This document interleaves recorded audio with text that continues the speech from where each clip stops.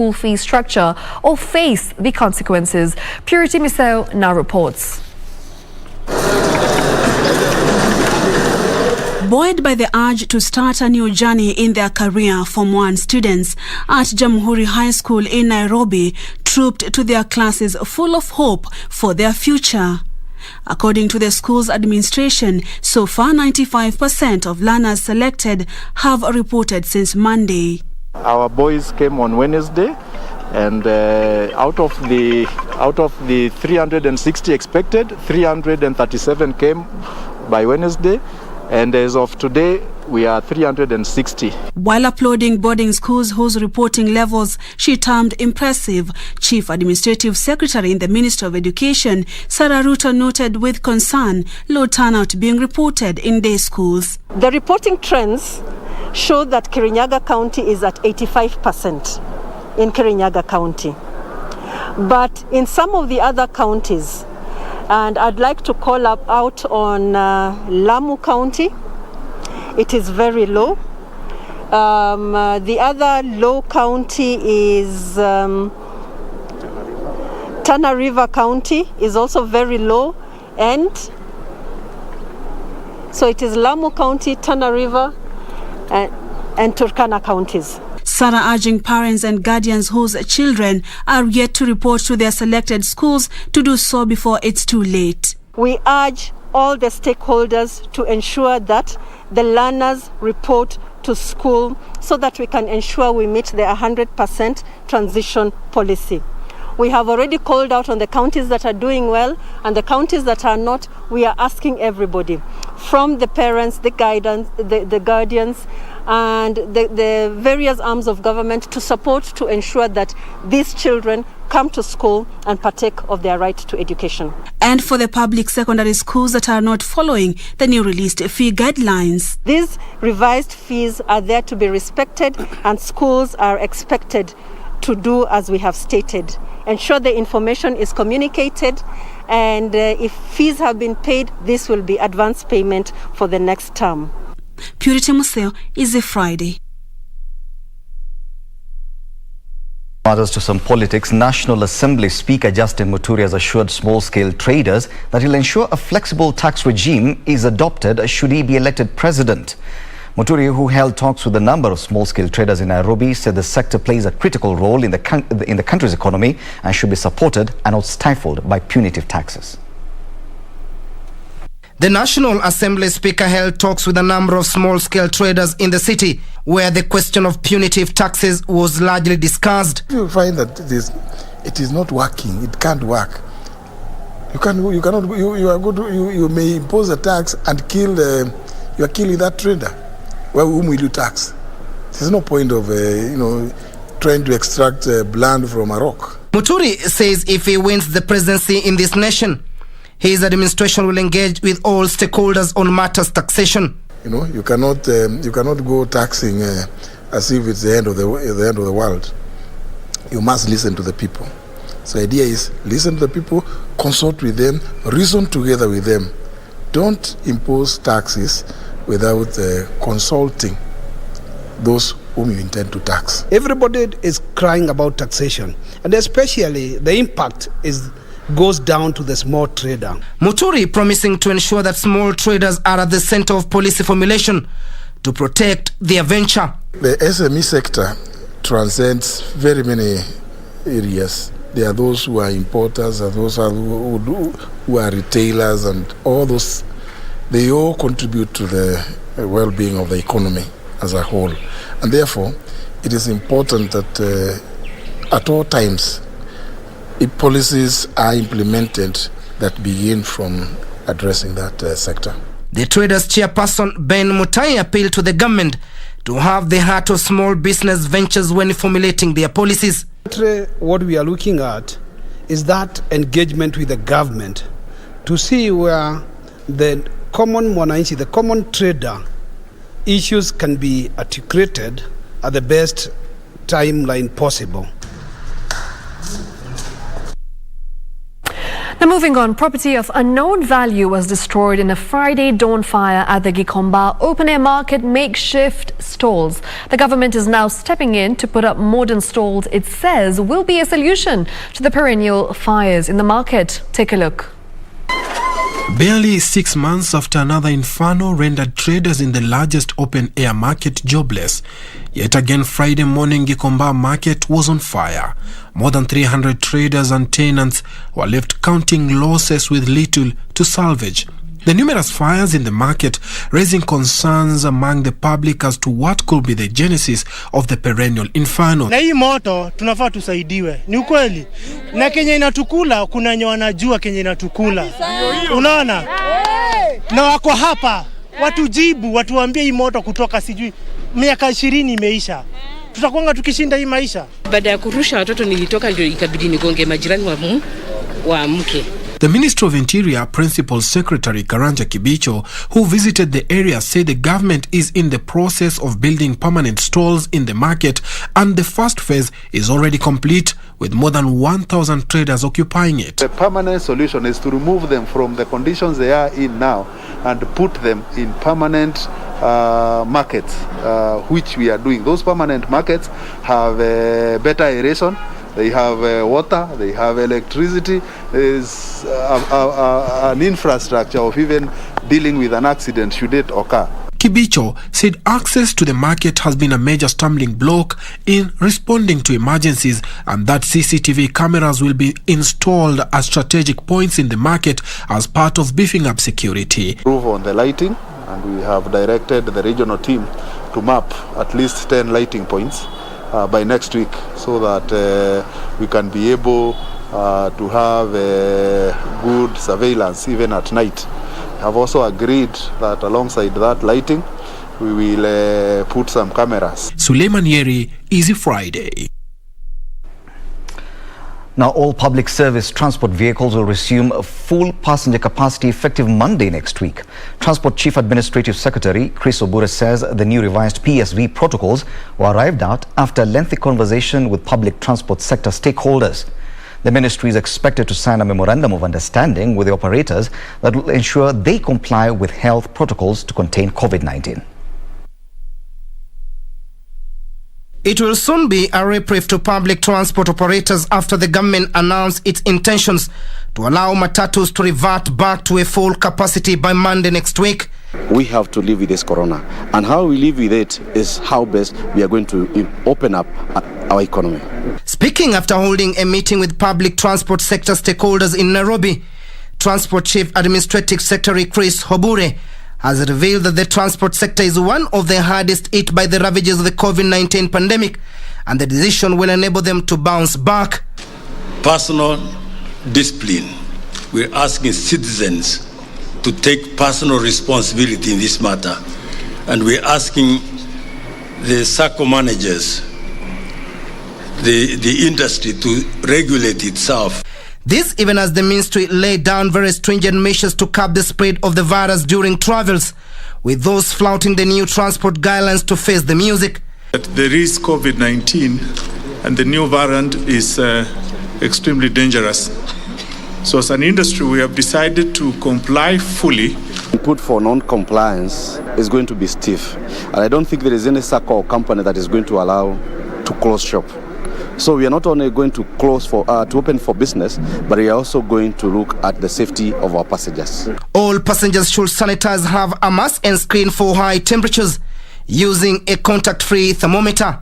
The guidelines further directs all the PSVs to have a proper ventilation. The ministry has also banned hawking and preaching inside the vehicles, as well as making unnecessary stopovers while on transit. The crew will also be required to ensure the vehicle is disinfected after every trip. Timothy Kipnoso for Easy Friday.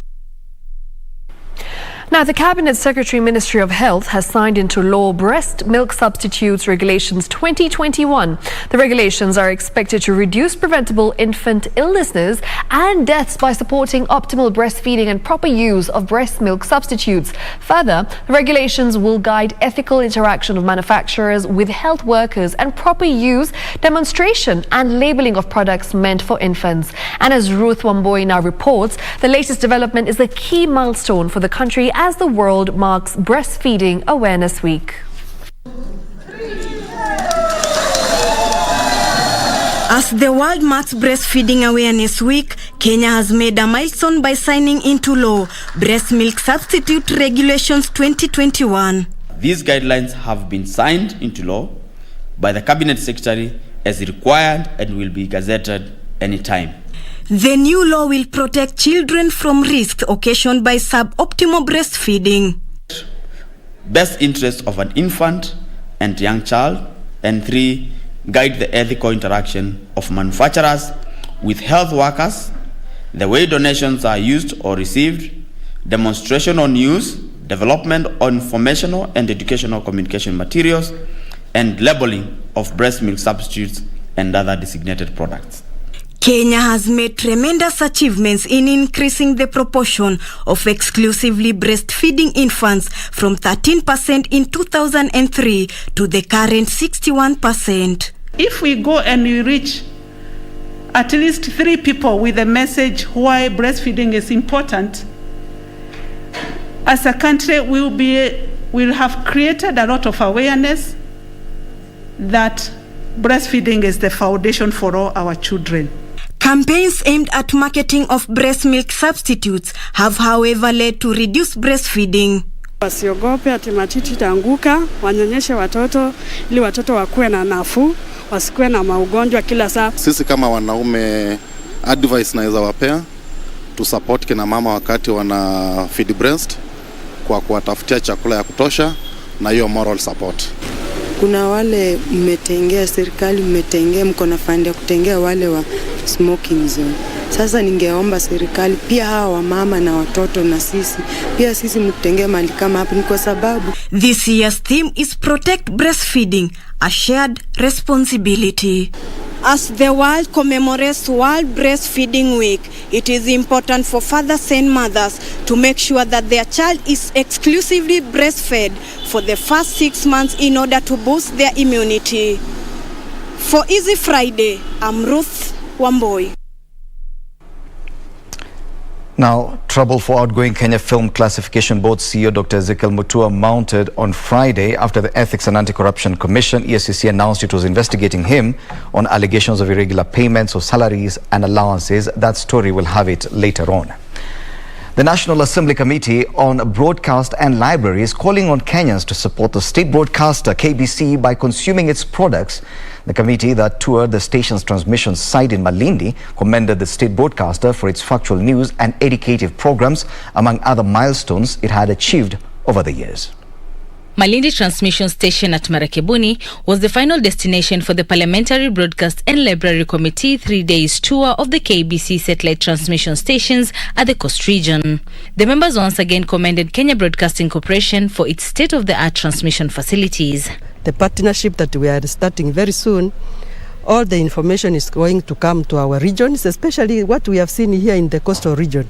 We are certain that they will all get the information that we have. John Amburu, a member in the committee, reiterated that the partnership between KBC and Parliament to air live House proceedings has enriched debate in the House. I've seen in KBC we can also have a museum for KBC, which I'm sure that history will be transmitted through also Bunge TV.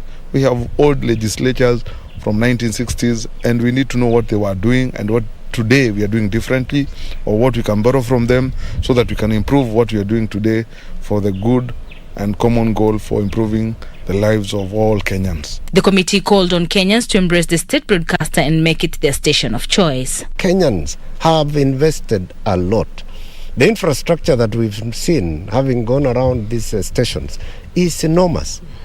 And it only requires that we have a return for this investment. And the return is just us Kenyans giving KBC the chance to give us that which we will be proud of as a people and as a country. We should always be ready to switch to KBC because there is a lot of information which we are going to give out from Bunge and from other places. For Easy Friday from Mombasa County, I am Anburu. Now, trouble for outgoing Kenya Film Classification Board CEO Dr. Ezekiel Mutua mounted on Friday after the Ethics and Anti-Corruption Commission, that's EACC, announced it was investigating him on allegations of irregular payments of salaries and allowances at the parastatal. Now, the announcement by EACC came hours after KFCB indicated that it had appointed Communications Authority of Kenya CA Director Christopher Wambua to replace Dr. Mutua in an acting capacity. Here is Ben Chumba with the details. They will not even be happy as we go forward. We'll make them more annoyed. Dr. Ezekiel Mutua, who has been at the helm of Kenya Film and Classification Board since 2015, is officially out. The former KFCB boss was asked to proceed on terminal leave on the expiry of his second term. On Thursday night, Dr. Mutua had on social media denied reports that he had been fired, calling them malicious. He further said he was not aware of such developments. On Friday morning, KFCB in a memo said it had appointed Communications Authority of Kenya Director for Consumer and Public Affairs Christopher Wambua as the new CEO in an acting capacity pending the recruitment of a substantive boss. This sparked debate on social media platforms, with those in support saying Dr. Mutua had done a good job, while others said he had been overstepping his mandate. A dispatch from the Ethics and Anti-Corruption Commission EACC indicated that the anti-graft body had launched investigations into allegations of irregular payments of salaries and allowances involving Dr. Mutua and KFCB board member Gathoni Kungu. EACC said it was seeking from KFCB documents and information on payment of salaries and allowances paid to the duo to facilitate the investigations. Ben Chumba, Easy Friday. The country's daily COVID-19 cases has remained past 1,000 mark in the past few days, with 1,561 new cases reported in the last 24 hours. The cases were tested from a sample size of 10,072. Now, this brings the positivity rate to 15.5%. The country's cumulative cases are now at 208,823. Nairobi County recorded the highest number with 647 cases, while Elgeyo Marakwet reported the least with only one confirmed case. The country's death toll has also risen to 4,088 after 31 patients succumbed to the disease, one of them in the last 24 hours, while 30 are late deaths. Globally, 201 million total positive cases were reported as per Friday, while more than 4 million deaths have been recorded.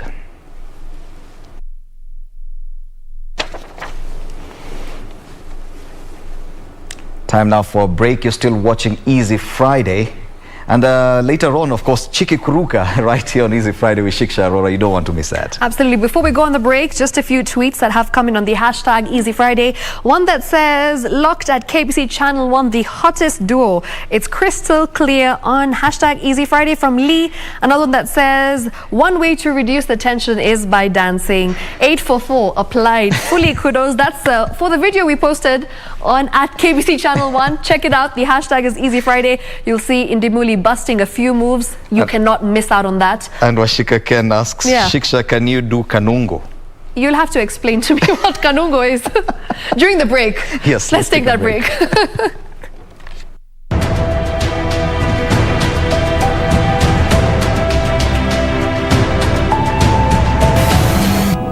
African countries should unite and fight until we see that apartheid is no more in South Africa. Amanda! Amanda! Amanda! Viva Mandela! Viva Mandela! Viva ANC! Viva Kenya! Viva Winnie! Viva Africa! A luta continua.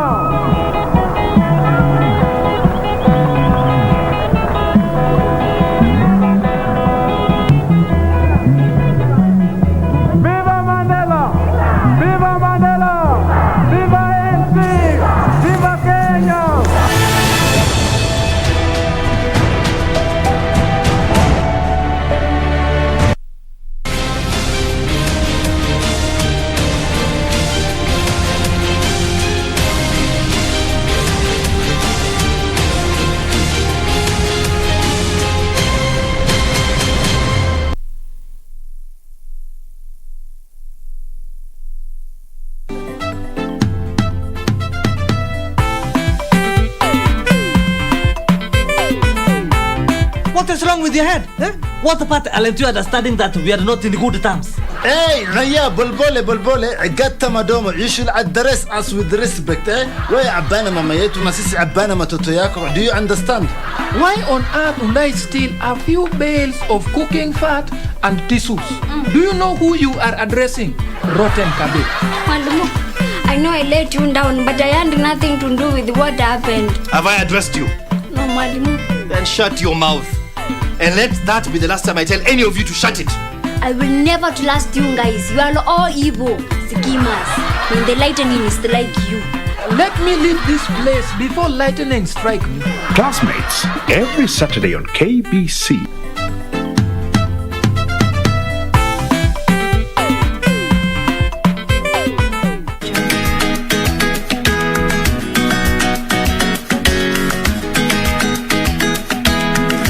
Nipashe maana wewe mama mipasho kabisa. Haya, Shida iko wapi kwani? Mbona mimi napo habari zingine basi sielewi mama. Habari gani mpenzi? Na unguja sasa hivi tayari uondoka. Mimi nitakuletea mwanamume ambaye nitampenda mimi mwenyewe na ambaye nitamridhia mimi mwenyewe ambaye ni chaguo langu. Unajua nini Sule boy? Sweat yako ameacha. Ushanipata eh? Unajua mtoto wa kike ndiko kuna sehemu anaenda. Mimi mpaka sasa yani najiuliza huyu jamaa alitushinda vipi? Bwana Senator, nakukishia huyu bwana hatutushinda kwa hili jambo.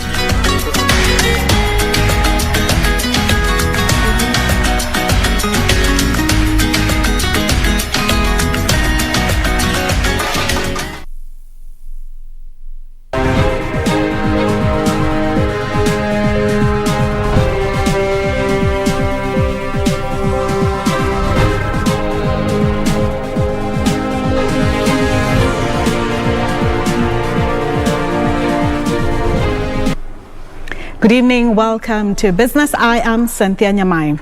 Now, plans are underway to review the East African Community Treaty to boost inter-regional trade by addressing issues that have emerged after expansion of the bloc from the original 3 members to the current 6. The review team that will have 5 members from each of the 6 EAC members states that it would target to address tariff and non-tariff barriers that have emerged and those anticipated.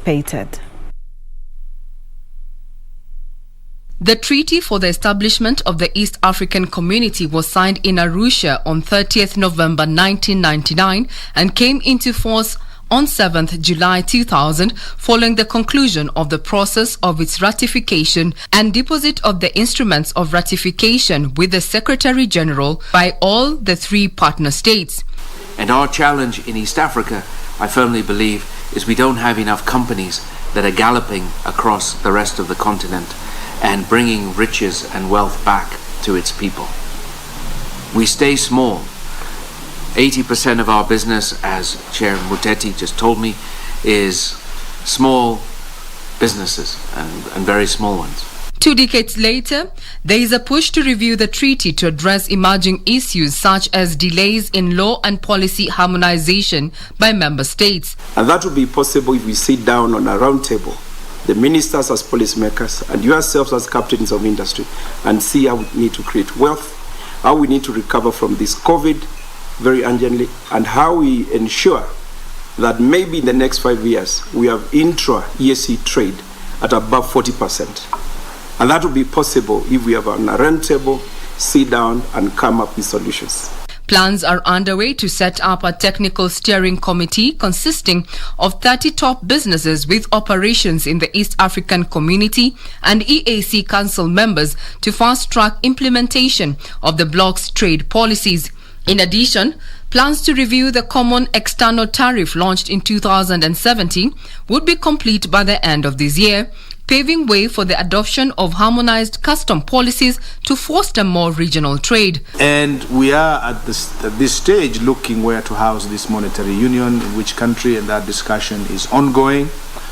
And in not too distant future, the plan is to have one common central bank like you have in Europe, one currency, so that when you go from one country to the other, you don't have to worry about exchange rates, and so on and so forth. That program is progressing very well, and we should be able to see that happening within the region.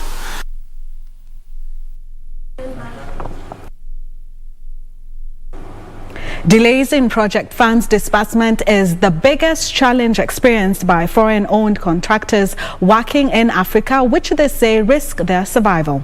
Sandra Yo, as Senior Vice President at Tunes, has however lauded the business environment in Kenya, especially for fintechs. Here is Brian Munyoki with the details. Businesses from Singapore have been encouraged to tap into the Africa's business potential, which offers rich, skilled labor and the fastest growing markets. Sandra Yao, a Senior Vice President at Thun, says Singaporean businesses are keen on increasing investments in Kenya, focusing on infrastructural projects such as roads, dams, transports and logistics, as well as fintechs in deals that would help transfer skills to Kenyans. Africa is one of the fastest growing consumer market in the world. As we all know, it is the fastest growing population, and the market presents important opportunities for the business in an environment of slowing down global growth. This emerged during the Africa Business Forum held virtually on Friday, where experts underscored the needs for foreign companies investing in Africa to understand the legal and business environment. What we do is, I don't know if everyone knows, but cross-border remittance is super expensive, especially in sub-Saharan Africa, sometimes as high as 17%. We feel that's a great strategy for our Africa business, where we pride ourselves being local people with global experience. So the industries today depend a lot on size and capacity. Delegates said infrastructure, which is huge and capital intensive, is an investment opportunity that Singaporeans may tap for investment. For Easy Friday, I'm Brian Munyoki. Well, farmers in Kilimani area, not in Nairobi but Isiolo County, have begun reaping the benefits of the Kilimani Galana irrigation scheme. The completion of the Kilimani Dam along Lewa River and construction of additional water storage tanks to supply water to farms is now changing the fortunes of the area farmers. Flourishing horticultural farms in Burat, Isiolo County are a testament of the impact of the 146 million shillings Kilimani Dam. Government spokesman retired Colonel Cyrus Oguna, who accompanied by other government officials toured the project, said it will transform the lives of Isiolo residents while providing farm produce for neighboring Meru, Laikipia, Samburu and Marsabit counties. Huu mradi ni kuweza kusaidia wananchi sio hapa peke yake, lakini wananchi katika eneo lote la Isiolo County na county ambazo ni jirani, pamoja na county ambazo ziko mbali kidogo, kwa sababu nyakati ambazo kunakuwa na chakula tosha hapa county Isiolo na county zingine pia zitakuja hapa kutafuta chakula. The 103,000 cubic meters dam has a capacity that will ensure sufficient water supply to farmers. The dam has been designed to only fetch rainwater without inconveniencing users of Lewa River downstream. Residents have already embarked on horticultural farming, buoyed by the steady water supply to their farms. They are now calling on the government to help them access a reliable market following the increased supply. Watu walikuwa wanapigania laga. Watu wa juu wakikunywa, watu wa chini wapati maji. Sasa sisi saa hii maji inaingia mzuri sana. Nashukuru serikali na tunapata chakula mingi, ng'ombe inashiba. Hii mboga hii sasa naenda Marsabit, ingine naenda Wamba, pesa mfukoni, njaa marufuku. Nashukuru sana serikali. It's both, it's subsistence na inatosha pia. Nice. Upeleka soko. Kuna wengi mimi najua wako na uwezo wa kupanda nyanya kwa wingi. Bora tu soko ipatikane. And now to international stories, where Apple has announced details of a system to find child sexual abuse material on U.S. customers' devices. Before an image is stored onto iCloud Photos, the technology will search for matches of already known child sexual abuse material. Apple said that if a match is found, a human reviewer will then assess and report report to law enforcement. Here are the details of this and other other stories from across the globe. There are privacy concerns that the technology to find child sexual abuse material could be expanded to scan phones for prohibited content or even political speech. Experts worry that the technology could be used by authoritarian governments to spy on its citizens. Apple said that new versions of iOS and iPad OS, due to be released later this year, will have new applications of cryptography to help limit the spread of child sexual abuse material online while designing for user privacy. The system works by comparing pictures to a database of non-child sexual abuse images compiled by the U.S. National Center for Missing and Exploited Children and other child safety organizations. Meanwhile, local Venezuelan food businesses are trying to cash in on some international fast food franchises which are leaving the country following years of hyperinflation and the coronavirus pandemic. Over the past 7 years, Venezuela has experienced its worst ever economic crisis with record levels of recession and hyperinflation. According to the Venezuelan Chamber of Franchises, the number of franchise brands operating in the country have reduced to 250 from 450 7 years ago. America fast food chain Wendy's announced in March it was leaving Venezuela. Other big names like Subway and Burger King are slowly divesting too. Finally, Singapore reopened its largest aquatic seafood wholesale market in the country after 2 weeks of closure due to the COVID-19 pandemic, with strict restrictions in place to prevent further infections. The port reopened after 2 weeks of closure and disinfection, but only people with a pass are allowed. After the port was reopened, the Food Authority of Singapore strengthened the epidemic prevention measures at the entrance of the port, the wholesale market, and the docking and unloading areas. Workers on arriving foreign fishing vessels are prohibited from contacting with staff members in the fishery port.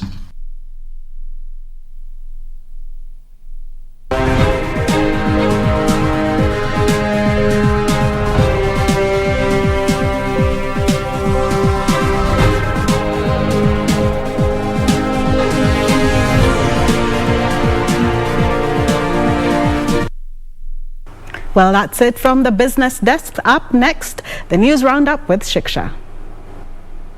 Thank you, Cynthia. Now, Manyata Sub-County Police Commander Emily Ngaruya and Officer Manyata Police Station, OCS, Abdullahi Yaya, have been transferred. Now, this comes after two brothers died allegedly in the hands of police after they were arrested for flouting curfew hours at Gikomba town in Embu. More of this in the news wrap. Take a look. While transferring the two senior officers, Deputy Inspector General of Police Edward Mbogwa said the decision was taken on the grounds that the officers are currently not in good terms with the locals following the mysterious deaths of two brothers. Police allege that the deceased jumped from a moving police vehicle only for an autopsy later to reveal the two had suffered head and limb injuries, probably after they were hit with a blunt object. Munasikia sasa tunaitwa National Police Service to give service to the citizens. If we are not giving you service, then hakuna haja. Na tena I cannot be able to impose people on you. So mimi nasema mwevanda chukua sub-county police commander, pereka Itavua huko kana yeye. Tafuta OCS aende. Kufikia kesho sitaki kuwasikia wako wapi? Wako hapa.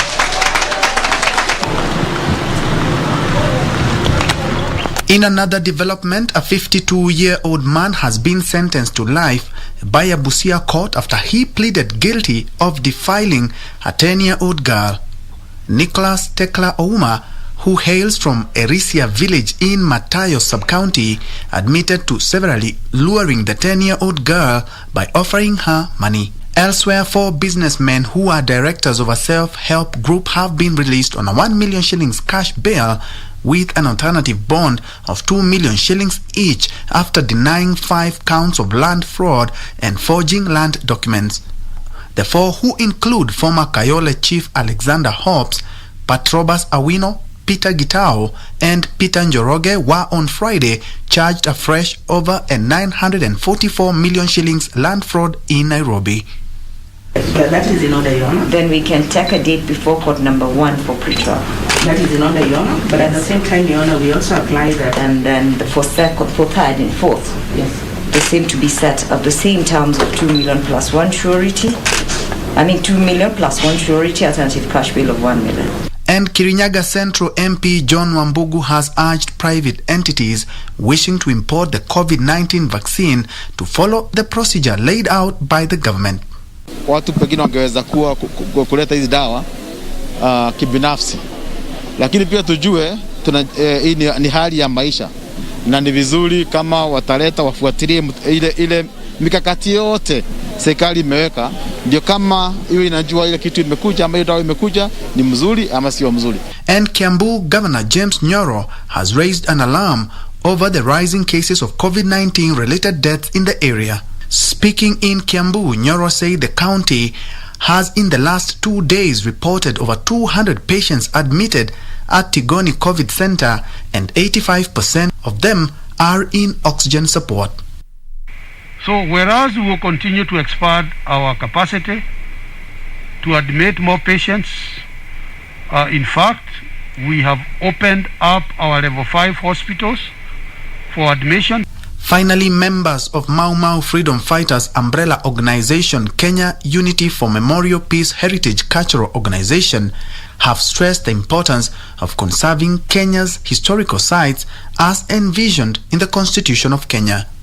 They were speaking at Githunguri, where they had assembled to start construction and rehabilitation of Githunguri Gallows, where most of Kenya's freedom fighters were hanged after being condemned by the colonial government. For Easy Friday, I'm Ben Troy Njue.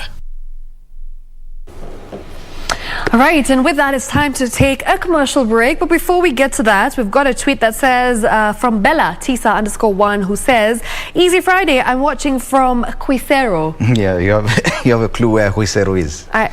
What did you just say? Huisero. Hui with Huisero, a yes, yes. Okay, It's somewhere in Huisero. Buteremo. Yes, I should actually take you there sometime. Yeah, let's do it. I'll have the sports news after this.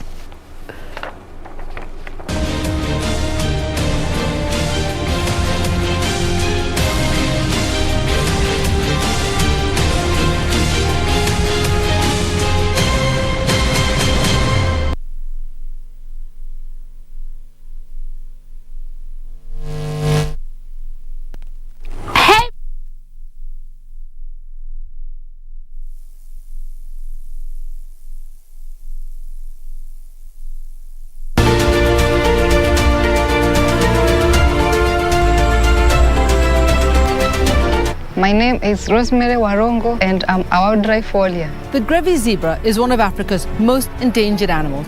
In Kenya we have 2,812. How they live as families, it's just like the way we live at home. All you need is a camera. Take a photograph. I just take the image and drag it in the software. Upload it onto the website and participate as a citizen scientist. This is Wildlife Warriors. And I'm Paula Kohon.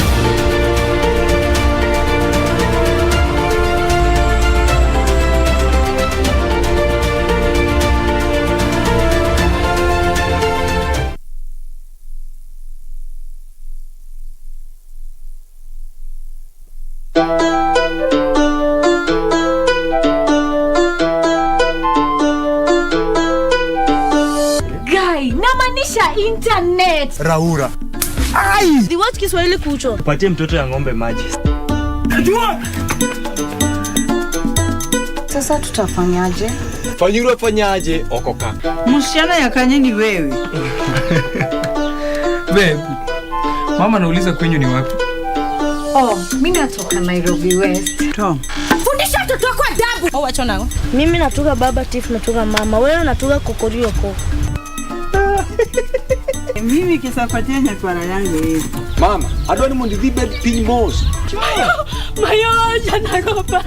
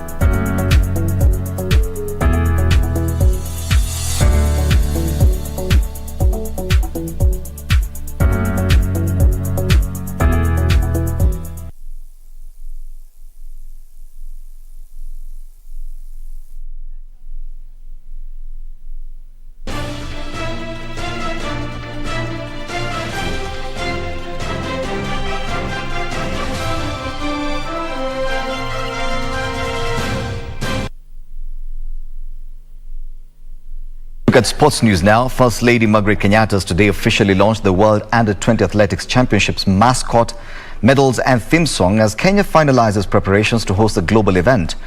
The championship will be held at Kasarani Stadium starting from the 17th of this month to the 22nd. It is only a week now left before Kenya hosts the World Under-20 Athletics Championship at Kasarani Stadium.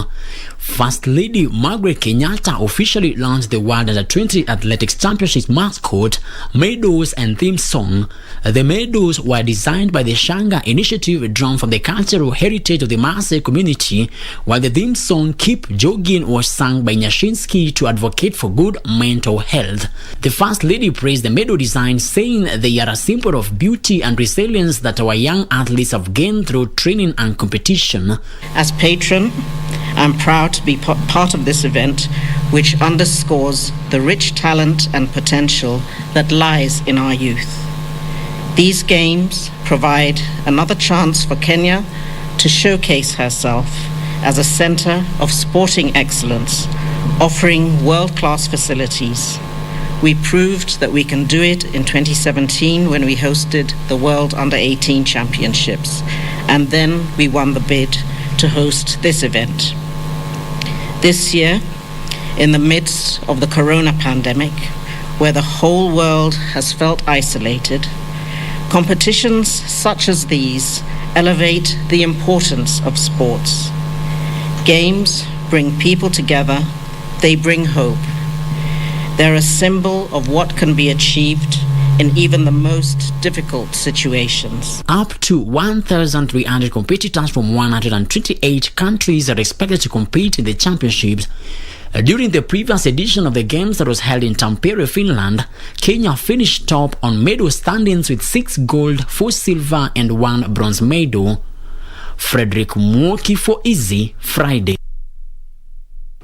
Now, the COVID-19 pandemic notwithstanding, a group of cyclists from the East African community have embarked on the 4th edition of the Great African Cycling Safari, a 2-month-long East African tour to call on the ESC community to address the climatic change in the region and embrace the gospel of regional integration. The cyclists, who are drawn from the countries of Uganda, Kenya, Tanzania, Burundi, DRC, Ethiopia, South Sudan and Rwanda, are still determined to cover the 6,000-kilometer journey in 55 days.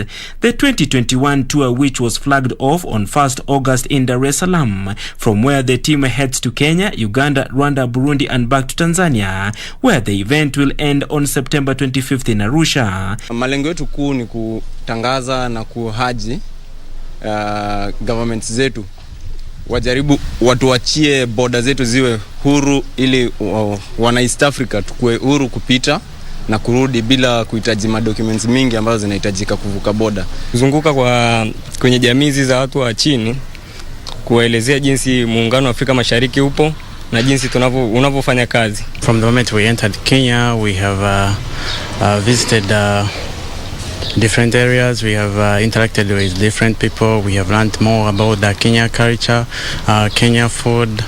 The cycling enthusiasts say their journey is to see a united ESC community which has embraced brotherhood. The team arrived in Mombasa County yesterday and headed to Kilifi County in the morning, where they were received by county government chief officer who urged them to sell the county tourism circuit. I like what you are standing for. You say you are standing for peace. And for us, from the tourism sector, when there is no peace, there is no tourism. So when there is peace is when tourism can thrive. Now, I'm looking at cycling as one of the niche tourism products we are promoting as a county. I think a month ago we had the triathlon in Turtle Bay, and now we are having the cyclists. The team will tomorrow head to Nairobi County. Tusker FC head coach Robert Matano has been named the June Football Kenya Federation FKF Premier League Coach of the Month. During the month, he helped his side secure the CAF Champions League slot next season. Meanwhile, KCB's Derek Ongara was named the best player of the month of June.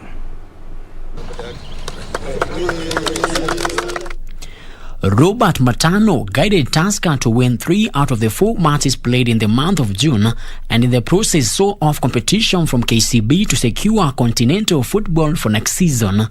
Tusker began the month with a 1-0 loss to Posta Rangers at the Ruaraka grounds. They then recovered to beat Kariwangi Sharks by a solitary goal at Utalii grounds before downing Western Stima 2-1 at Ruaraka. Their final game of the month ended in a 4-1 thumping of Ulinzi Stars. Tunataka kuchukua ligi na hakuna siri, lazima tungangane zaidi. Na hii pia ni motivation kwa players wangu, pia unaona wanaweza pia kupata award kama hizi. Ligi ni ngumu kwa kila timu. Tunaona champion iko namba 6, 7. So una ligi sio rahisi. Meanwhile, KCB talismanic forward Derek Otanga has been named June Premier League Player of the Month. Haikuwa rahisi hiyo month. All in all ni effort yenye tuliweka ndio imepay. I think mi kila season nakwanga tu ni kufunga bao. Hiyo ndio inakwanga motivation yangu. Nataka tu nifunge ni kuwe better than I was in the previous season. Frederick Mwoki for Easy Friday.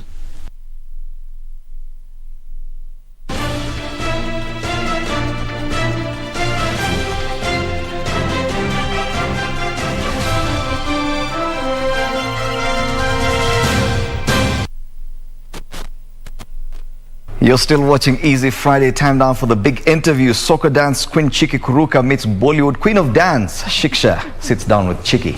Up next. You're still watching Easy Friday. That means it's time for me to exit studio on behalf of the entire team, including Lucy Maura, our sign language interpreter this evening. Good night. Absolutely. Just as Fred said, I cannot wait for this interview. I mean, I'm a dancer and I can totally relate to Chiki. I've seen her dance. Just by the way, woman has energy for the entire Kenya put together. I've seen her go non-stop for 4 hours and she is just incredible. Chiki with me right after this short commercial break. Cannot wait for this interview. Hashtag Easy Friday. Make sure you come back. Tweet us on at KBC Channel 1 at Shiksha Arora. We'll be back.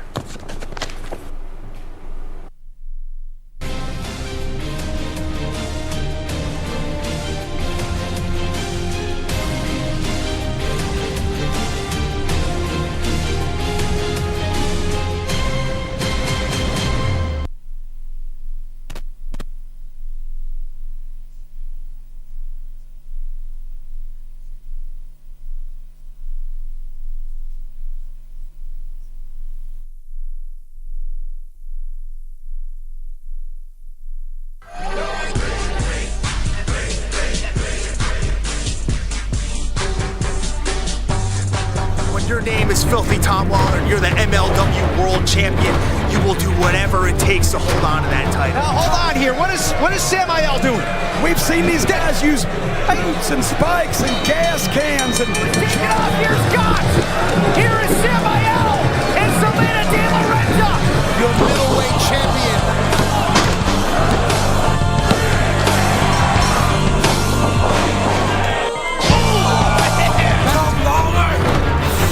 You better be ready for a beating. Get used to seeing this sight.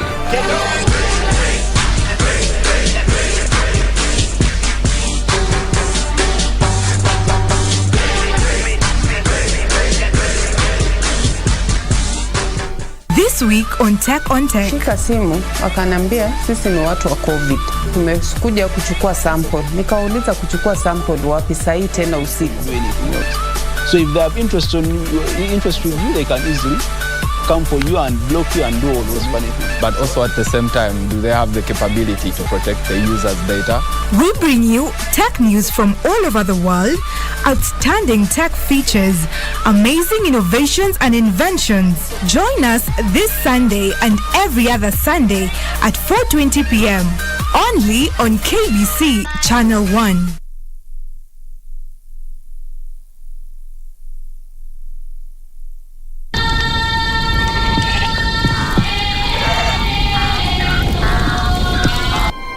In the beginning, there was the Word, and it was all. Then there was the light, and the world was revealed. With his gifts, war, love, power, death, faith.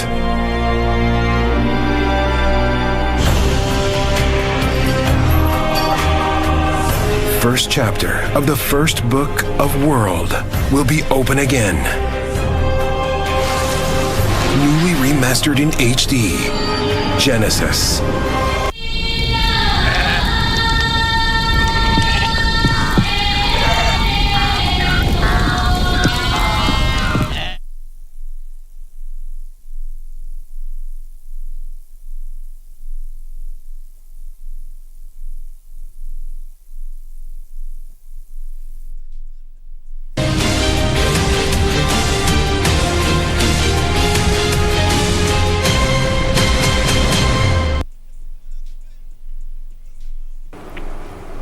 Welcome back to the show. This is #Easy Friday. My name is Shiksha Arora, and with me today on the spotlight, we've got Chiki Kuruka, soccer dance queen, fitness instructor, dance choreographer, performer. Started performing at 12 years old, born and brought up in the UK, and here she is amongst us Kenyans, living like a true Kenyan, married a Kenyan, and in studio, the one and only Chiki Kuruka. Make some noise.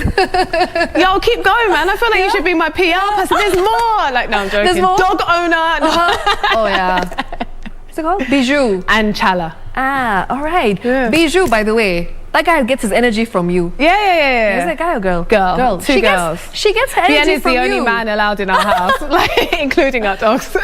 No men allowed. No men allowed. Yep, only bien. Only bien. Sometimes. If he's been well behaved. Well, thank you for joining us. Thank you. It's an absolute pleasure hosting you. So let me tell you a fun fact. Just the other day, 2 weeks ago or a week ago, I was in Chiki's studio, the Dance Shags, by the way. Congratulations on that. She recently launched a dance studio. So it's a home of all things dance. So you can go there and find all kinds of dance, you know, from soca dancing to dance hall to Afro to heels choreography. We have voguing. Yes. We have, all kinds of Afro from Amapiano, West African, traditional, Kenyan. We have Gengeton classes. Hey. We go all the way in. Can you Odi? Can you go Odi? I wouldn't say I'm the best Odi. I would say I'm more of a Noddy. I see what you did there. Yeah, you see what I did there. Right. So, Chiki, you know, you've been in Kenya for a few years now. 8 years. Yeah. Almost a decade soon. I'm telling you. 8 years she's been in Kenya. Can you speak some Kiswahili? I mean, I would say I can understand about 80-90% of what's happening. Okay. I try not to speak it because y'all Kenyans are rude. Like, Kenyans will laugh at you in your face for getting the accent wrong. And it's just like, then there's no real incentive to want to talk it. But understanding, and I love it because people think I understand much less than I do. Okay. So no one can gossip about you, right? But they do. So I'm there like, oh, is it? That's what you think. I understand everything. Right, so she basically understands 80% Kiswahili. Just in case you want to gossip about her, don't do it. Or do. And then she'll just go home and be like, do you know what they were saying about me? Exactly. Everything. I understood everything. So Chiki, tell us about your journey. You know, you came here on holiday, right? And you ended up making a home here and having a family. How did that happen? Let's take it from the top. Take it all the way. Okay, so my uncle, my aunt is Tanzanian. Okay. My uncle is married to my aunt and he's a journalist. So he actually worked for the UN. He's a war correspondent. Right. So he was based out of East Africa because I think it's really hard to be in a country and talk about the country. So he wouldn't talk about Kenya, he'd talk about other countries. And he's Nigerian, so a lot of the communication would be about Nigeria. So I came to visit him and my two really good friends, the owner of Mama Rocks, shout out Mama Rocks, are Kenyan. So we used to live together in the UK. So when they suggested, let's go and visit Kenya, it wasn't an odd suggestion to me because my uncle already lives here. And I was like, let's go, he's my favorite uncle. I know you're not supposed to say that, but he is. So we came and I was like, yo, this place is really awesome. I'ma stay. So when I came back to the UK and I told my friends and my family, I've just decided to move to Kenya. Really? Just like that? Just like that. Everyone thought I was lying. Okay. I wouldn't say naturally I'm the most spontaneous person. I'm not super risk averse, but I'm not very spontaneous. Up until then, I'd been like typical straight A student, university, blah, blah, blah, blah, blah. So no one believed But you actually taking such a big step. Exactly. And 6 months later, here I was. I didn't know what I was going to do, but I just knew there was something in me that felt like, this is home. Okay. Wow, I love that. So, you just took such a big decision spontaneously, as you said, because you fell in love with the country. Fell in love with the country. And here we are 8 years later, having a conversation on Easy Friday. I'm telling you. This is awesome. I mean, now I've made it.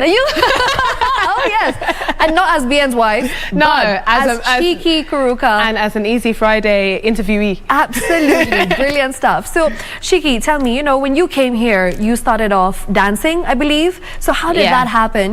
Did you have an idea of what you wanted to do? You said you weren't sure, but did you know that you wanted to take the direction of dance and you wanted to, expand on that? Yes and no. So in the UK, I was working, I had multiple jobs, which is really common if you live in the UK, especially London. It's really expensive. I lived in London for 2 years. Yeah. Did you have a side hustle? Yes, I did. Yeah, you had to eat. To eat. So I was working for a record label. I was working with a mental health organisation, and what I was doing overwhelmingly was using dance as a form of therapy, because my background is dance. That's brilliant. And I was working for an events company. Okay. So I knew I wanted to do something around the creative arts industry to do with wellness and well-being. Yeah. So my friends who I came here with, their parents had brought Forever Living to East Africa. And what they were struggling to do is spread that gospel of holistic wellness. Yes. So what really disturbed me when I came here was how much conversation was around, I want to lose weight, I want a six-pack, I want to, which is so against what I believe. I want a summer body. I want a summer body, as opposed to I want to be happy. I want to be fit. I want to look in the mirror and love the person that I see back. And I've always felt like dance is such a great avenue for that. Absolutely. So I started partnering with them in some of their clinics, doing some dance kind of fitness stuff, and we would record it. And don't forget, stuff has changed so much in 8 years. 8 years ago, people weren't really recording stuff and putting it on YouTube. Oh yes. So it wasn't so much of all of that stuff happening. So I was doing that. It just so happened not long afterwards, I met the wonderful CEO of Citizen. Okay. And he had seen some of my online content. Right. It was just before Slim Possible was about to start. They were looking for a slightly new angle. And then you had a show there. And then I had a show there. Oh, and that's how your interest in dance developed. And of course, no, that's how it commercialized. I've been dancing my whole life. Since I think 12, you had mentioned, right? Professionally, but I've been dancing since I was about 6. Wow.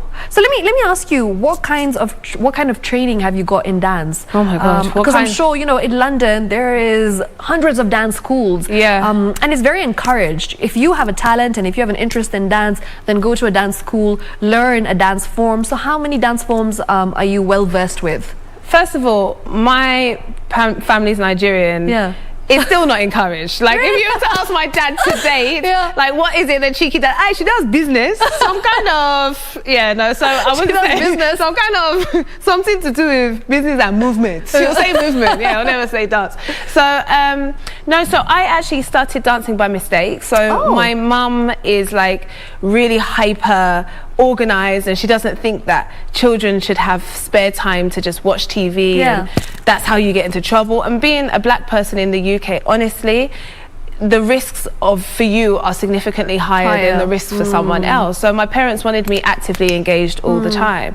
So they sent me to everything, Shiksha. So I have done chess club, I have done hockey, I have done karate, I have done, just because my parents didn't want me sitting at home. My mum suggested ballet, but she hated the idea that young girls should do ballet. So she did ballet and karate at the same time. She was like, we're going to balance this out. We'll have a mix of both. We'll have a mix of both. I was just polar ends, but all polar ends, but that's it. And it just ended up being good at ballet. And so the system in the UK is you go through exams. Even in Kenya, it's the same thing. Yes. You go through exams, you do grading. So I did my grading, and like with most exams, there's distinction, honours, and I would just get honours all the time. Classical training is tap, ballet, and it was called disco. Which sounds really old. But we would do all three. So that's how you'd get your classical training. So I started there. Then when you develop into contemporary, normally you develop into some form of hip-hop, commercial, some kind of hip hop, dance hall. Dance hall wasn't super huge as at the time as a genre. As a professional genre. Okay. It was more kind of like a sub-genre, but I did dancehall because I used to dance in carnival. Interesting. And then I did my A-levels. So A-levels, you learn something called Laban notation. So that's how you write a score sheet for dancing. Wow. Don't ask me to repeat. I forgot it immediately. Like as soon as I left, I was like, that's done with. Really boring. And you do contemporary, so you have to create contemporary pieces. Then I did something called my CSR, which is Community Sports Leadership Award. And I chose dance as my specialism. So that's when you're taught how to teach. So it's very different from being able to dance and being able to teach dance, to be able to break it down. And that particular qualification, you learn how to teach elderly people, people with mental health disorders, children. So you learn how to change your class depending on who you're teaching. Right. And then when I started working with mental health charities, then I specialised again with autism, with schizophrenia. Those are my two favourite. That's what I did kind of most of my work with. And yeah, so it's not just dance genres, it's who you teach it to. So yeah, I've done most dance genres at some point. I think most dancers do. But what I think is special about me is I've also taught most types of people and been taught how to teach most types of people. Oh, absolutely love it. You know, the fact that you just mentioned a lot of things that I had no clue about, and here I'm thinking I'm a professional dancer.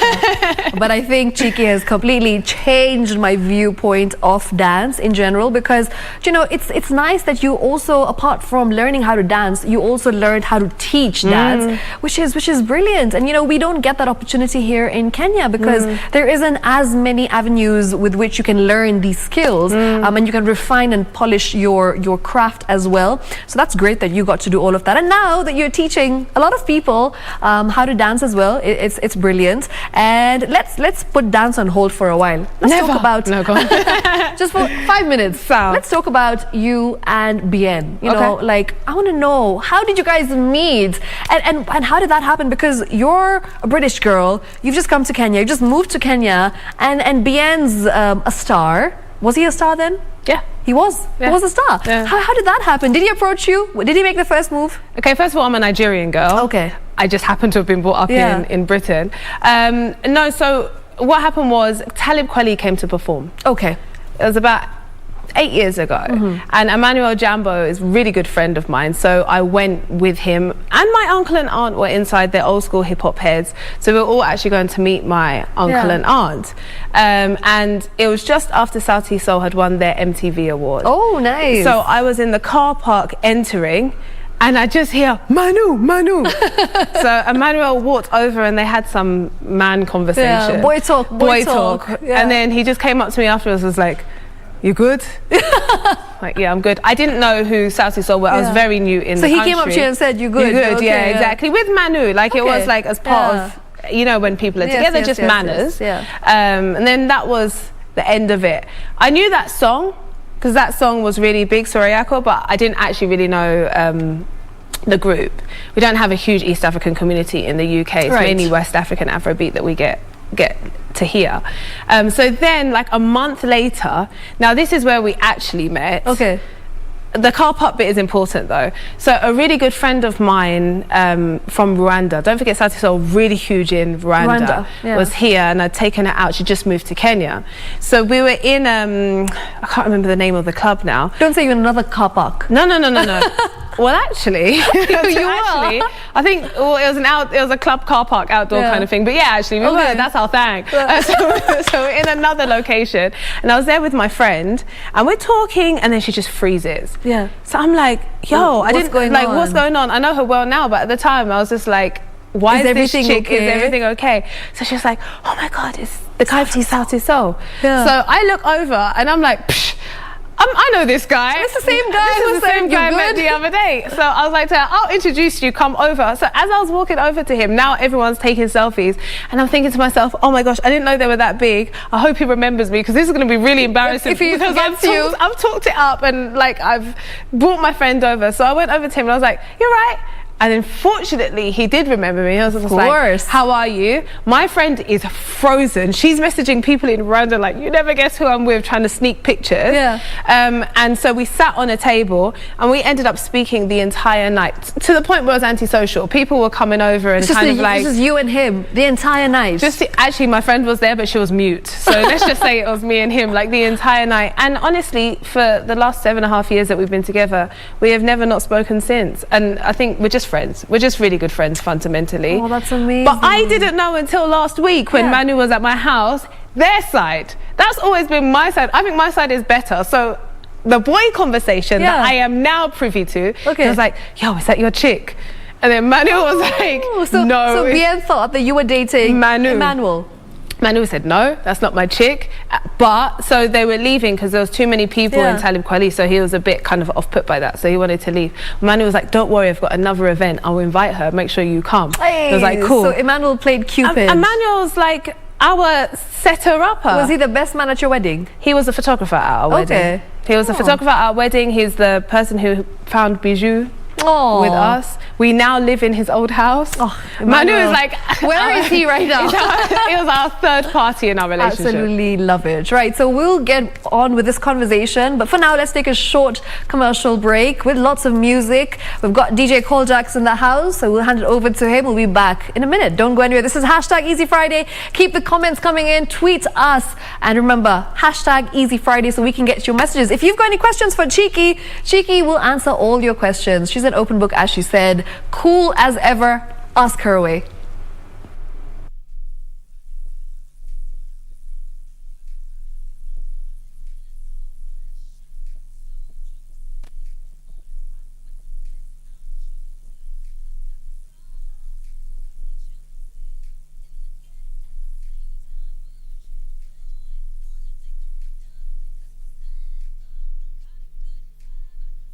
Chinedu.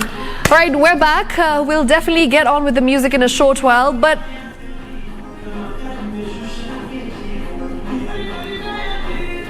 just looking at your all right, just looking at some of your questions that have come in on Twitter. I've got one that says, following from Kitale from Robinson, what is Cheeky's Nigerian name? So actually, Cheeky is not an uncommon name in Nigeria. Really? So it's normally pronounced Chike. Yeah. My full name is Chikwere. Okay. Chi means God where I'm from. So that's why you have a lot of like Chinedus, Chinwa, Chebi. Chi means God. So Chi means God. Igbo land, which is where I'm from. Right. It's very common. Oh, love it. It's funny, in Kenya it's like, my name's Cheeky. Oh, is it? That's interesting. In Nigeria, oh, another one. So good. Another one. I love her Nigerian accent. It's just so spot on. Say something in the accent. I love it. No, that's so creepy. That's like me saying, like, say what? Okay, say, my name is Cheeky and I'm loving the show today. I be cheeky now, the show is popping. Hey, it's popping indeed. All right, Cheeky, so you've spoken about Bien, you've spoken about, you know, how you met him. Let's get on to your dance journey. You've been dancing for 5-6 years in Kenya? No, I 8 mean, years? the whole time. The whole time. Yeah. And of course, how was it? In the beginning, you said you started off with dance content. And then, of course, you ended up teaching people. And then you got your own dance studio. So what has the journey been like? What have some of the challenges been in terms of budgets? You know, I know it's not easy, especially as a dancer here in Kenya. We're always faced with lots of difficulties in terms of getting people to actually support you and sponsor you. And then putting up an event as well. Now, that's what you do. So some of the challenges that you've encountered along the way, maybe you can take us through that. Yeah, I think, like, shout out to the wonderful Kenyan dance community. I mean, there's so many amazing dancers in Kenya. I think the hardest thing that I first faced being a female dancer is the immediate sexualization of what you do. Absolutely. And even when you're talking about kind of like video vixens or wanting to kind of be female hypes, it was always okay for guys to be kind of like crazy. Yeah. And then it's Hype like, man. as soon as the girls come on, you're supposed to be. So that was the first thing, because that makes me just fundamentally uncomfortable, you know, because I'm like a hype person. So then it's kind of like, no, what are you doing, man? You should be backing it up. And I was like, I mean, I can, but I do other stuff as well. Yeah, exactly. I think that was a major challenge. I think a second challenge is, I feel like in the industry in general, in the creative arts industry in general, I'm known for really getting frustrated because when people speak about creative arts, it's almost like they mean musicians. Absolutely, all the time. All the time. Yeah. And now if they're a little bit more open-minded, maybe they talk about actors as well. Dance very rarely gets entered into the conversation. Yes, that's true. So when you're trying to pitch to people, the idea of dance is as a backing instrument. So it might be if a musician's on stage, then a dancer can come and back it up, right? If it's a hype set, then a dancer, and I think every one is responsible for that. You know, people who are hiring dance don't think about the years of training, the pain you put your body through, the limitations on your career lifespan, all of those things. They just think, let's hype something up, let's get some people jumping in the front, and it's going to be really cool. You never really get to see a dancer get the limelight. Limelight. I was asked a question today and actually shocked me the answer. So Art in Motion, big up Art in Motion, phenomenal dance crew. They were in my studio today, and one of them, Gidendu, asked me, like, how many dancers do you know are brand ambassadors? And it shocked me that there was me, there was Aggie, again, a brilliant dancer, and there was now Art in Motion have just taken on an ambassadorship. So even that, like, dance makes so much engaging content. Yes, but the fact that it hasn't been considered as brand ambassador worthy has been a struggle. I think the fact that dance also sits within the wellness and fitness space as well, and even within that space it's considered the lowest of the low.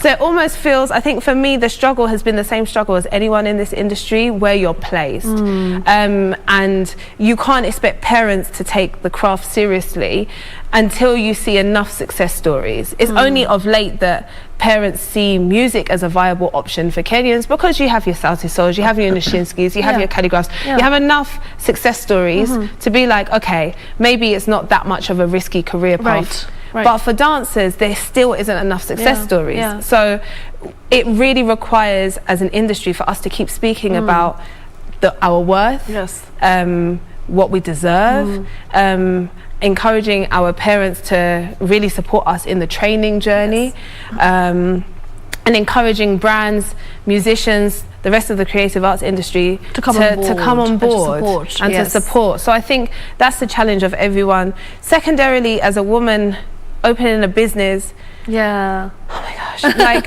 fundis. I love you, but fundis can really mess you up, and the budget that you create to put something together can just be thrown out of the window simply because a fundi just hasn't stuck either to target or to budget or something like that. The fact that very often the men that I pay would be treated as the people who were in charge in my space. So someone would come in and automatically go and speak to the guys, you know, instead of me, who's the one paying everyone's salaries at the end of the day. So I think that challenge, when it comes from the perspective of being an entrepreneur, but again, I'm sure that's not unique to dance. I've heard that story from so many female entrepreneurs. Exactly. So I think just in general, being taken seriously in whichever space, as a dancer, as a woman, as a dancer, as an entrepreneur, as a member of the creative arts community. I mean, you can just kind of pick as an African. I mean, I think that's another big thing that I've really struggled with in Kenya, is that in the UK, no one will question your Africanness.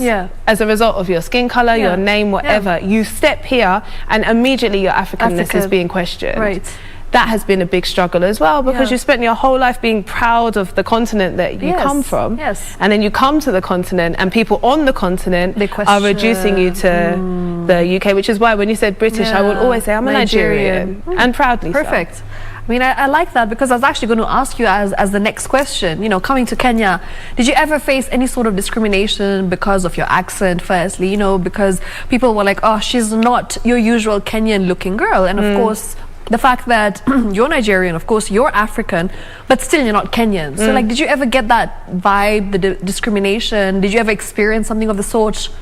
Yeah, I will never be a Western victim, because the reality is that you get so much more positive assumptions, which is equally as wrong as negative assumptions. assumptions in general are wrong. Yeah. So yeah, coming here, there have been so many assumptions that I'm more educated, assumptions stereotypes. But I struggle because I'm not more educated than a Kenyan person necessarily. I'm not more worldly than a Kenyan person necessarily. So a lot of the assumptions... You don't have more money than I don't a have Kenyan more person. money than it. Well, I can understand where that one comes from, because if you come from a system where you don't have to pay for education, you don't have to pay for healthcare, you don't have to pay for those things. In that sense, yes. You can understand where they're coming from. Where, yeah, there's a frustration that you've obviously come from privilege. It is privilege. It's privilege to not have to consider any of those things. My bigger worry was not people assuming that I have money. That actually doesn't bother me, because if I don't, I don't. It was more, don't assume that I'm better than your average Kenyan. Okay. And I did not like that. Okay. I did not like being treated better than my Kenyan counterparts. I love my Kenyan friends. I love my Kenyan family. Like, for instance, when you go to a restaurant. When I go to a restaurant with my cousin-in-law, the fact that I will be treated better than her is so wrong to me. So I had more positive discrimination, which is still negative, really, than negative in its own way. discrimination. Absolutely it is, because you know, you want everyone to feel equal, you want everyone to be treated the same way, not based on the color of your skin or where you come from, right? So I mean, that's great to know that, you know, you are against that, and of course you discourage that in every sense. That's amazing. So Chiki, let's talk about your journey, you know, with BN. For instance, when you had this relationship going on, were there people who were against it? Was anyone saying that, you know, really, is this the right choice? Like your family, for instance, do you think he's the man for you? Was there any sort of negative backlash from people you love, from your family, or everyone was always supportive? Neither of us care. Okay. I mean, maybe there would have been, but I think for you to engage in that kind of conversation, you have to care in the first place. Okay. And both of us have always been very set in the fact that this is it. This is it. So you jump on board or you go elsewhere. Yeah. So, I mean, maybe there was, maybe there wasn't. I didn't take time to invest in that. What was important to me is that I respect his mum, I respect his dad. He respects my mum, he respects my dad. Outside of that, it's really not our problem. I really just love that, you know, you really interact with his dad so well. I've seen her videos, like she posts BN's dad on her social media. They're hilarious. She makes him dance to like soca music. I try. And he's really just loving it. Like, he's been living with you for a while, and I think like he's enjoying his time with you. Yeah, no, I'm really close to his parents, and I think they just respect the fact that as adults, we come to them as adults. We don't try and pretend we're different from who we are. I think that's a misconception that I think kids have, that you have to show a perfect version of yourself to your parents, and I think they just want to connect with you. So I've always really taken time to invest in my relationships of people that I care about, and I care about my in-laws, so I really invest in our relationship. They're both amazing. His mum is my mum, genuinely. That's so sweet. His mum is actually nicer than my mum in many respects. I love my mum. I love my mum. If your mum is watching, no, I tell her all the time, because Bian's mum is just so much more caring. Like, my mum is so warm. My mum is more like, okay, pick yourself up, you're fine. Bian's mum is going to be more like, Akiwoye, Pole, what can I do? Can I get you some medicine or something? Especially when you're coming home after a long day. No, she lives in Kakamega. Okay, but like, I'm sure, like, you know, you tell her about what you do, and she's always like, oh, it's okay if you're tired. Exactly. As in, I'll just take time. What you know, she sends stuff over from the village. So no, his parents are amazing. I am so blessed. I think the reason why I really try and post and talk about it is there's such a negative stereotype that in-laws are monsters. Evil. Yes. And that hasn't been my experience. My in-laws are incredible. and I think we need to break down We need to change that narrative. We need to change that because narrative. everyone believes, as you said, that in-laws are monsters and they're evil, and you know, you just stay away from them, you can't live with them, and that needs to be changed. And it's great that, you know, that's a step in the right direction, I must say. Now, Chiki, let's talk about your day-to-day. What time does Chiki wake up? What time does she go to the studio? Because every time I call you, you're in the dance studio. And it's hard to get Chiki because she's always dancing. She has a shoot. She's literally on the move from morning until night. So take us through a day in Chiki's life. First of all, it's testimony to how much I love you that I'm here right now. Because I wake up, because I wake up most days at about 4:30. Okay. I really believe in prayer. So from about 4:30 till 5, I'll meditate on my day or I'll pray. I believe in gratitude, just waking up and saying thanks. So then from 5 I get to my studio about 5:36. I have a website, so it's a subscription-based website. So it should be that you can dance from wherever you are, from the comfort of your own home. I really believe dancing is for everyone. And you know, just to talk about that, I mean, it's one of the first in Kenya. No, it's right. It's the first. It's the first in Africa. In Africa, yeah. That is unbelievable. You know, when I saw this, I was like, this is brilliant, because this idea is something that we've seen in Western countries, Exactly. we've seen in India, we've seen around the world, Exactly. but it hasn't been embraced and adopted here in Kenya. Yeah. And you brought it to life, and how well have you done it? So she has a website where you can actually watch dance and learn dance, and you subscribe to it and you pay a subscription fee, and she teaches you everything that you need to know about dance. And especially now with COVID, you know, in the middle of a pandemic, I feel like it's the best thing that you could do for yourself. Yeah, so the idea was supposed to be, actually my biggest motivation was mums. Yeah. Because when my show was on in Citizen in the morning, 5:30 till 6, right? Mums used to say it's perfect because we're getting our kids ready to school, so we kind of dance along and blah, blah, blah. And I understand that for maybe 5-6% of the country, people have time or facilities to go to the gym and come back. Yeah. For a lot of the population, that's not true. Right. So it might be the case that you're coming home late, or you're leaving early, or you know what, you just don't want to leave your house and you want to spend the time with your family. I think all of those things are valid and fair. So I wanted to find a wellness option for those people. Okay. So yes, it's subscription based. It's not just me, it's me and my entire team, and all of those different dance genres we teach them. So we have cardio carnival, we have Afrofusion, we have hip hop, we have voguing, and we take it from beginners all the way through to advanced. Love it. But it's a lot of work. Yeah. So what that means is you have to wake I'm up teaching early. on ground as well as filming an entire How many class. classes do you have in a day? Digital and physical? Yes, both. I teach for about 4 hours a day. Wow, 4 hours of dance. And I'm sure you also have to train, but you have to practice, you have to come up with choreographies and routines. No, we do that on the spot. There's no time for that. But because we also have our clients, so I do a lot. I mean, you'd be surprised, a lot of the music videos I've been involved in, especially with Soul Generation, almost all of them. So that now requires creation. Absolutely. So for the website, not necessarily, because if we're teaching a beginner's class, our aim isn't to have you know, a Beyonce. Our aim is for people to enjoy, because people get really intimidated by the fact that maybe they're not the best dancer. And dancing is a way to release stress, it's a way to unwind, and it's the best form of endorphins, I believe. Like, if you want to feel happy, dance away. I mean, it's the best form of exercise. Exercise as well, yes. It's the only exercise that uses the right side of your brain along with the left side of your brain. Love it. So what it does is pushes your creativity as well as your counting. Okay. Because choreography requires you to count. Yeah. So that's kind of the more literal, whilst you're also doing the creative. So it's amazing for mental health, because if you're anxious, if you're stressed, normally it goes through your mind the entire time. But when your right side and your left side are engaged, your body just shuts down. You focus on the activity, and when you come back after it, you're rejuvenated. You've had some time out. I've learned a lot in this interview, I have to say. So thank you so much, Cheeky. Thank you, Before we Shiksha.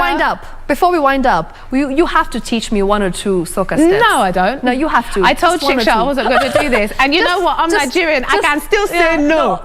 Cheeky, come on. I can just say no. one. You were teaching me one like this. What I was didn't it? teach you that. No. Okay, what was it? If she leaves this place and says I taught her that, then okay, so she told me, like, don't do this. Do this to your hand. No. Right? I said, the move is an inappropriate word, so I can't even talk about it. It's just basically it's like from the bottom. Okay, so it's sideways. Yes, the bounce. but it's from the bounce. Exactly, the bounce. There's the a bounce. arms follow on from gotcha. From the bottom. What's the name of this? You said that you It's called tell the me bounce. later. It's called the bounce. So she's a soca queen. Go check her out on Instagram. She's got some incredible moves going on.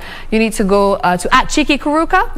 Or at the dance Shags. Yes. It's Oshago. SAGZ. All right, and she will make sure that you are well.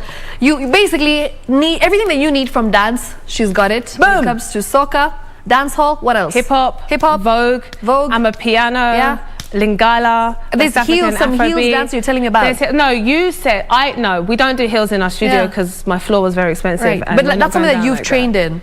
Yeah. What's it called? Heels choreo. They're just dancing in heels. Dancing in heels. So she can dance in heels as well. So if you want to watch that, I'm sure later on in life, We'll do something together. No, you might have to come to my house for that. Okay, done. Any message for your fans as we wrap up? Love yourself. Don't let people tell you that you're less than amazing, because you are amazing. Oh, love it. So thank you so much for watching. That was Chiki Kuruka. Absolutely lovely having her in studio, talking about dance, talking about the journey of a dancer here in Kenya, her struggles, her challenges, of course, her relationship as well. And yeah, I like the fact that she is really shattering the glass ceiling when it comes to dancing, when it comes to dancers. Absolutely love to see it. So that's it from me today right here at KBC Channel 1. I'll meet you next week at 9 p.m. Stay tuned. Until then, enjoy your weekend. God bless. Shiksha Arora signing out. Bye.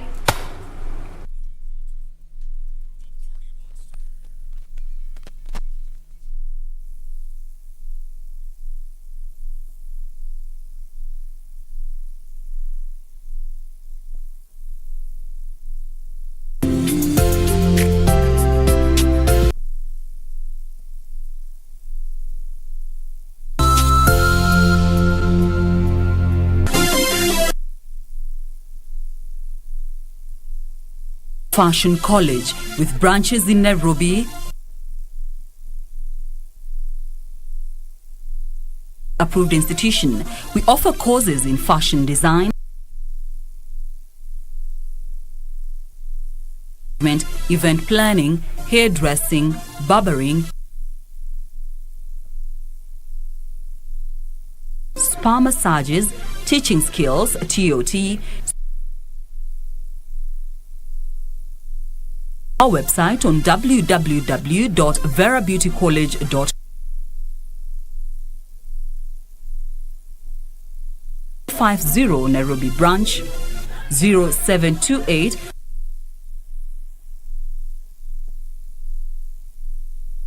227428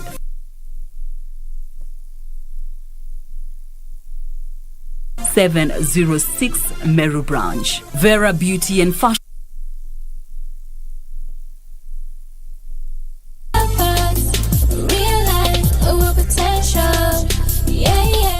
To get Change Your Thinking Skizatune, dial *811*961#. When you change the quality of your thinking, you change the quality of your life. Sometimes instantly, just as positive words can make someone calm, smile or laugh, your thoughts will react to the world in real time. So, change the quality of your thinking. Dial *811*961#.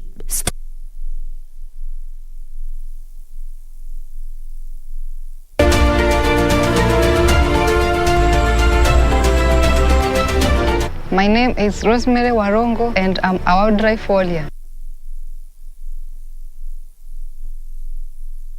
2,812. How they live as families, it's just like the way we live at home. I just take the image and drag it in the...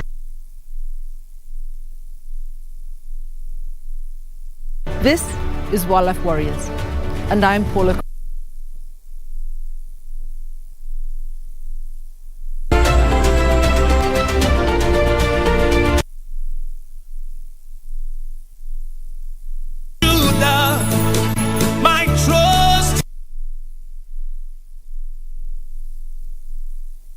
Askofu Michael Wanderi wa kanisa la Christian Foundation. Ningetaka nikwambie, our Jehovah God, because the Bible says He is able to take you to a place of abundance. He is able to take la neema ukiletewa naye Askofu Michael Wanderi wa kanisa